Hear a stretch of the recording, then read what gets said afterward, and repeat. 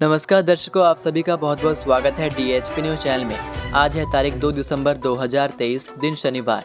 हिमाचल प्रदेश के आज के मुख्य समाचार आपको बताएंगे। चलिए शुरुआत करते हैं और जानते हैं प्रदेश के मुख्य समाचार। कांस्टेबल भर्ती में महिलाओं को 30% आरक्षण, औद्योगिक निवेश नीति में होगा संशोधन।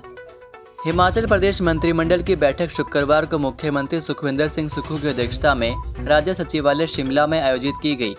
बैठक में कई बड़े फैसले लिए गए। मंत्रिमंडल की बैठक में पुलिस विभाग में कांस्टेबल भर्ती में अब महिलाओं को 30% आरक्षण देने का निर्णय लिया गया। कांस्टेबल के 1226 पद भरने के लिए संशोधित स्वीकृति प्रदान की गई। पहले पुलिस कांस्टेबल भर्ती में महिलाओं के लिए 25% आरक्षण था। मंत्रिमंडल ने अनाथों और समाज के वंचित वर्गों को लाभान्वित करने के लिए मुख्यमंत्री सुख आश्रय योजना में कुछ और प्रावधान जोड़ने को भी मंजूरी दी। अब प्रदेश के हर अनाथ बच्चे को 27 वर्ष की आयु पूरी होने तक 4,000 रुपये जेब खर्च मिलेगा। अभी विभिन्न देखभाल केंद्रों में रह रहे अनाथ बच्चों को यह खर्च दिया जाता है। इसके अलावा योजना शुरू होने के बाद बाल देखभाल संस्थान छोड़ने वाले ऐसे अनाथ बच्चों को 2 लाख रुपए विवाह अनुदान देने का भी निर्णय लिया, जिन्होंने योजना के शुरू होने के बाद विवाह किया। वहीं चीन से सटे किन्नौर और स्पीति के गांव में बिजली नेटवर्क मजबूत करने पर करीब 486 करोड़ रुपए खर्च करने का कैबिनेट ने फैसला लिया है। वहीं बैठक में कृषि विभाग में कृषि विकास अधिकारियों के 40 पद, गृह रक्षक और नागरिक सुरक्षा विभाग में हवलदार प्रशिक्षकों के 10 पद भरने को भी स्वीकृति प्रदान की गई। वहीं मंत्रिमंडल ने प्रदेश के लोगों की सुविधा के लिए शहरी क्षेत्र में प्राथमिक स्वास्थ्य देखभाल प्रणाली को सुदृढ़ करने के लिए प्रदेश में 40 नए शहरी स्वास्थ्य और वेलनेस सेंटर खोलने को स्वीकृति प्रदान की। 140 करोड़ की लागत से 16 उद्योग होंगे स्थापित, 1200 लोगों को मिलेगा रोजगार। हिमाचल प्रदेश में करीब 140 करोड़ रुपए की लागत से 16 उद्योग स्थापित होंगे। राज्य एकल खिड़की स्वीकृति एवं अनुश्रवण प्राधिकरण उप समिति ने इन परियोजनाओं की स्थापना की मंजूरी दी है। 10 करोड़ से कम का निवेश करने वाले उद्योगों को मंजूरी देने के लिए प्राधिकरण की उप समिति का गठन किया गया है। जिन उद्योगों को स्वीकृति दी गई है उनमें फार्मा, मेडिकल उपकरण, गत्ता उद्योग, स्टील और लोहे से जुड़े उद्योग शामिल हैं। उद्योग विभाग के निदेशक राकेश प्रजापति ने बताया कि इन उद्योगों के स्थापित होने से 1200 से अधिक लोगों को रोजगार मिलेगा। इन परियोजनाओं को अंतिम मंजूरी मुख्यमंत्री सुखविंदर सिंह सुक्खू की अध्यक्षता में होने वाली सिंगल विंडो की बैठक में दी जाएगी। हिमाचल पथ परिवहन निगम कर्मियों को मिला वेतन, पेंशन भी जारी। हिमाचल पथ परिवहन निगम के 12,000 कर्मचारियों और 7,500 पेंशनरों को शुक्रवार को वेतन और पेंशन जारी कर दिया गया। HRTC संयुक्त समन्वय समिति के अध्यक्ष मानसिंह ठाकुर और महासचिव खेमेंद्र गुप्ता ने बताया कि JCC ने प्रदेश सरकार और निगम प्रबंधन ने चालक परिचालकों को वेतन और पेंशनरों को पेंशन महीने की पहली तारीख को जारी करने की मांग की थी। दिसंबर की पहली तारीख को वेतन और पेंशन जारी करने के लिए JCC ने निगम प्रबंधन और प्रदेश सरकार का आभार जताया है। वहीं हिमाचल पथ परिवहन निगम में कंडक्टर भर्ती के लिए एडमिट कार्ड जारी कर दिए गए हैं। 10 दिसंबर को कंडक्टर भर्ती के लिए स्क्रीनिंग टेस्ट होगा। एडमिट कार्ड में परीक्षा केंद्र भी आवंटित किए गए हैं। परीक्षा सुबह 11 बजे शुरू होगी और 1 बजे तक चलेगी। HRTC में 360 पदों पर होने वाली कंडक्टर भर्ती के लिए करीब 44,000 आवेदन आए हैं। वाहनों के लिए 0001 नंबर की इस दिन से होगी ई-नीलामी, न्यूनतम बोली 5 लाख रुपए।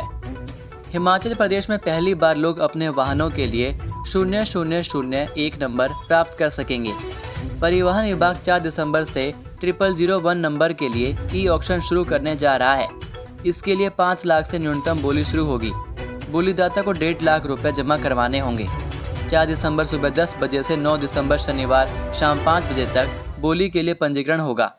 क्षेत्रीय परिवहन अधिकारी शिमला के लिए HP 63F 0001 पंजीकरण प्राधिकरण, मंडी HP 33G 0001 और क्षेत्रीय परिवहन अधिकारी धर्मशाला HP 68C 0001 के लिए ई-ऑक्शन होगी। मोटर वाहन अधिनियम के नियम 47 में हिमाचल का स्थायी निवासी जिसके पास राज्य में व्यवसाय करने का प्रमाण हो, विशेष पंजीकरण नंबर 0001 के लिए परिवहन विभाग की वेबसाइट पर ऑक्शन फैंसी नंबर के लिए आवेदन कर सकता है। बेटे विशाल की पहले उतारी आरती, फिर पहनाया हार, गले लगाते ही रोने लगी मां उर्मिला। 17 दिनों तक उत्तराखंड की सिलकेरा टनल में फंसे रहने के बाद शुक्रवार को मंडी जिले के बल घाटी के बंगोट गांव का विशाल सुरक्षित अपने घर पहुंच गया। विशाल के आने पर परिजनों और ग्रामीणों ने खूब पटाखे फोड़े। घर पहुंचने पर मां उर्मिला ने बेटे विशाल की आरती उतारी। इसके बाद रुपयों का हार पहनाया, बेटे को गले लगाकर दुलार किया। इसी के साथ उर्मिला फूट फूट कर रोने लग गईं। बेटे को अपने आंचल में सुरक्षित पाकर उर्मिला ने संतोष जताया। इसी के साथ मां के दिल को तसल्ली भी मिल गई। इस दौरान हर किसी की आंख नम हो गई। विशाल के सुरक्षित लौटने पर परिजनों ने ढेर सारी तैयारियां की। घर को सजाया गया और विशाल के आने पर पटाखे फोड़े गए। इससे पहले ढोल की थाप पर परिजन और ग्रामीण खूब झूमे। बाद में मां उर्मिला ने कहा कि बेटे के सुरक्षित घर पहुंचने पर खुशी का ठिकाना नहीं है। उन्होंने सरकार से कहा है कि वह अपने बेटे को अब वापस नहीं भेजना चाहती हैं। उर्मिला ने कहा कि बेटे को स्थानीय स्तर पर ही नौकरी दे दी जाए। वहीं विशाल की दादी ने कहा कि विशाल की सलामती के लिए सभी ने प्रार्थना की। उन्होंने रेस्क्यू करने वालों का आभार किया और उन्हें आशीर्वाद दिया। सोलन में 4 दिसंबर को मेयर और डिप्टी मेयर का चुनाव, अधिसूचना जारी। नगर निगम सोलन में मेयर और डिप्टी मेयर के चुनाव 4 दिसंबर को होंगे। चुनाव प्रक्रिया दोपहर 12 बजे नगर निगम सोलन कार्यालय में शुरू होगी। इसे लेकर जिला प्रशासन ने अधिसूचना जारी कर दी है। इसके तहत यदि निर्धारित दिन में कोरम पूरा नहीं हुआ तो फिर चुनाव 5 दिसंबर को होंगे। वहीं चुनाव की तिथि तय होते ही भाजपा व कांग्रेस दोनों दल सक्रिय हो गए हैं। हालांकि मुख्यमंत्री सुखविंदर सिंह सुक्खू ने वीरवार को सोलन का दौरा किया था। इसी दौरान उन्होंने चुनाव के संकेत दे दिए थे। इसके बाद अब प्रशासन ने तिथि तय कर दी है। मौजूदा समय में नगर निगम में पार्षदों की कुल संख्या 17 है। इसमें 9 कांग्रेस, 7 भाजपा व 1 निर्दलीय पार्षद है।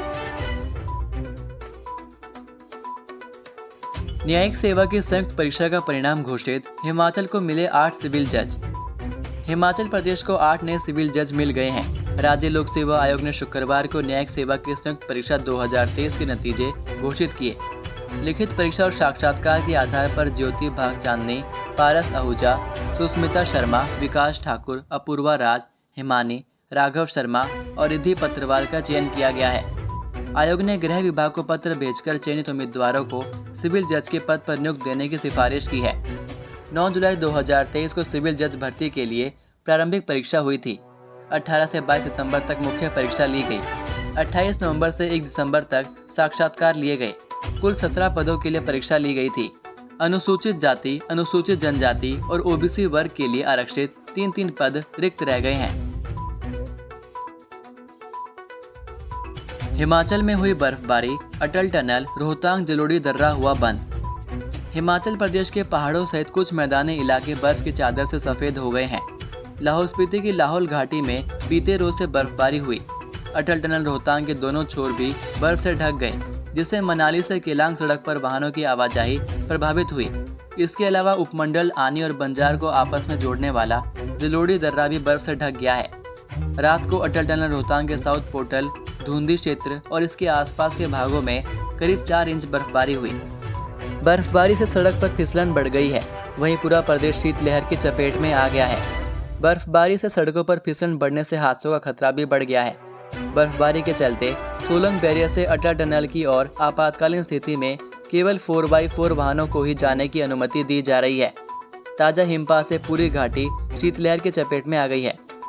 वहीं मौसम विज्ञान केंद्र शिमला की ओर से उच्च पूर्वोत्तर कुछ स्थानों पर बारिश बर्फबारी की संभावना जताई गई है। राजधानी शिमला व आसपास के भागों में शुक्रवार सुबह धूप खिली, लेकिन दोपहर से बारिश शुरू हो गई। बीच बीच में धूप भी खिली। वहीं 2 से 7 दिसंबर तक पूरे प्रदेश में मौसम साफ रहने के आसार हैं। वहीं मैदानी क्षेत्रों में हुई बारिश गेहूं की फसल के लिए संजीवनी मानी जा रही है। बारिश और बर्फबारी से हिमाचल घूमने आए पर्यटकों के चेहरे भी खिल उठे हैं। नाहन डिपो के चालक परिचालक की मानवता, चलती बस में युवती की तबीयत बिगड़ने पर सेवा भाव। हिमाचल प्रदेश पथ परिवहन निगम के चालक व परिचालक अक्सर ही सूझबूझ व ईमानदारी की मिसाल को देकर चर्चा में आते रहे हैं, लेकिन शुक्रवार शाम नाहन डिपो की कोलावाला बुड़ जा रही बस के चालक रोहित व परिचालक बलविंद्र ने इंसानियत की ऐसी मिसाल कायम की कि बस का हर एक यात्री सेवा भाव के कायल हो गए। हुआ यूं कि शाम 5 बजे के आसपास निगम की बस नाहन से कोलावाला बुड़ के लिए रवाना हुई। करीब 5 किलोमीटर दूर जड़जा में 17 से 18 साल की युवती की तबीयत बिगड़नी शुरू हो गई। चालक ने ब्रेक लगाकर बस को एक तरफ खड़ा कर दिया। तपाक से परिचालक ने युवती की तीमारदारी शुरू कर दी। गोद में उठाकर पहले नीचे लेटाया, फिर स्थिति संतुलित न होने की स्थिति में एक निजी वाहन को रुकवाकर परिचालक ने ही युवती को गोद में उठाकर बस से नीचे उतारा। ये दृश्य देखकर बस का हर एक यात्री भावुक था। हालांकि ये अपडेट उपलब्ध नहीं हुआ है कि मेडिकल कॉलेज में युवती की हालत की स्थिति क्या है, लेकिन प्रत्यक्षदर्शियों की माने तो चालक व परिचालक की सेवा भाव व मानवता की वजह से युवती की हालत स्थिर नजर आने लगी थी। यात्रियों का कहना था कि यात्रियों के प्रति सेवाभाव रखने वाले चालकों व परिचालकों को सम्मानित किया जाना चाहिए। आज का सुविचार: कोई इतना अमीर नहीं कि पुराना वक्त खरीद सके और कोई इतना गरीब नहीं कि अपना आने वाला वक्त ना बदल सके। तो ये थे प्रदेश के मुख्य समाचार। प्रदेश की बड़ी खबरें रोजाना जानने के लिए चैनल सब्सक्राइब करना ना भूलें, साथ ही बेल आइकन को भी क्लिक कीजिए। अब मुलाकात होगी आपसे अगली वीडियो में। तब तक के लिए जय हिंद, जय भारत, जय हिमाचल।